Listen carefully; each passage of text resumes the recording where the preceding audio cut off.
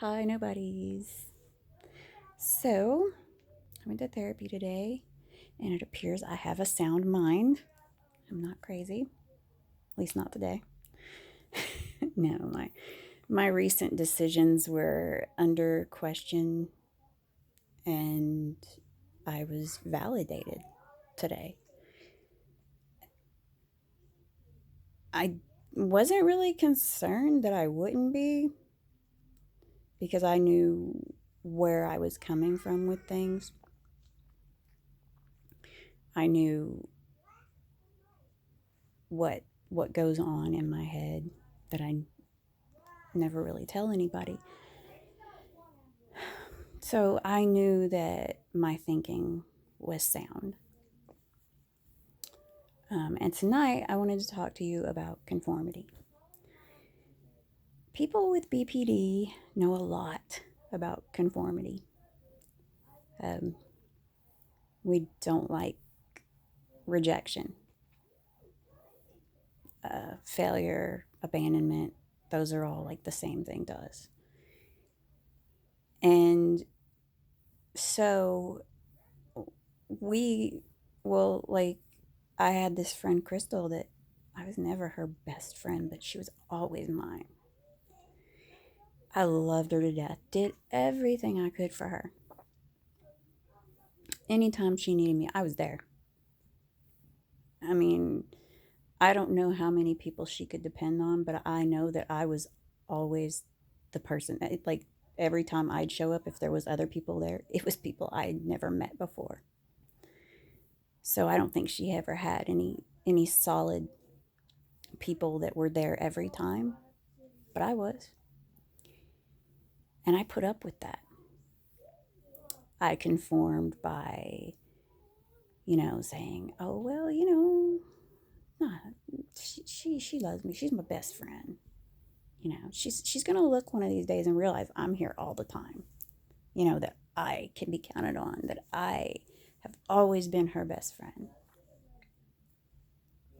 I eventually gave that up. I said, "You know what? I never will be. No matter how hard I try, it's just not there."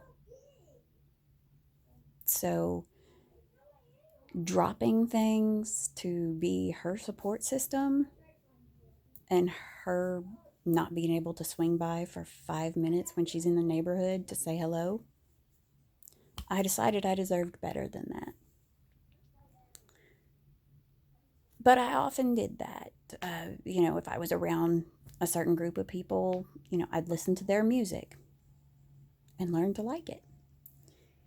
You know, um, Things that they were interested in, I'd learn about so that I could speak with them, so that I could be interesting to them instead of just winging it and being myself.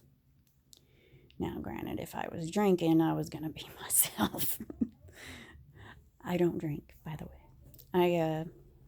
I used to though.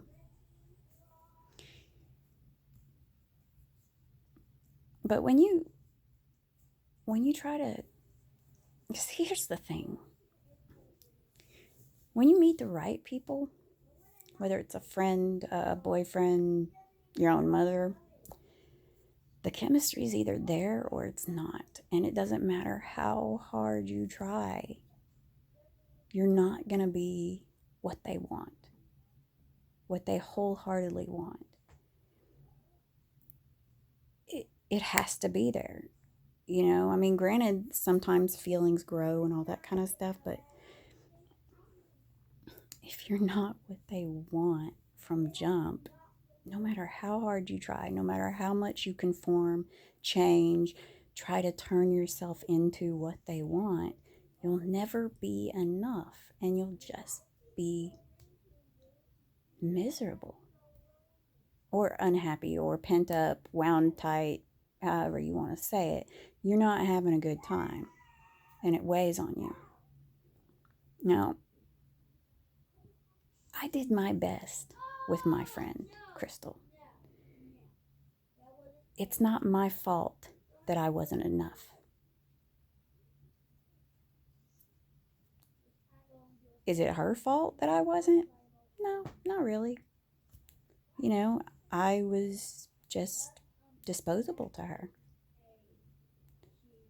Makes me feel bad about myself because I did try really hard. And I was actually myself around her because she knew me when myself was forming. Um, but you know, if you're a woman and you like a guy and you just don't feel, there's three chemistries in my mind that a person has to be complete. That's mind, body, and soul. If you're missing one of those, there's always going to be that part that they're looking for. Now, if you're lucky, they have a friend that fulfills that need and their life is complete. You are what they want. If they don't, it can be problematic. It depends on which connections are missing. A friend of mine said, "Do you think a person can be in love with two people at the same time?" And I said, "Yeah, I totally believe that." Because when you look at what people do when they cheat, they go for somebody different. The person they cheat with is not like the person that they call their girlfriend or spouse, or their the person they're dating or their spouse. It's always somebody who's different. It's somebody who's smarter or prettier or thinner or fatter. It's always something different. They rarely cheat with somebody who looks and acts just like the person they're with. And it's because if it gets to the point where they feel like they're in love with both of them, it's because the two women together would make the ideal package.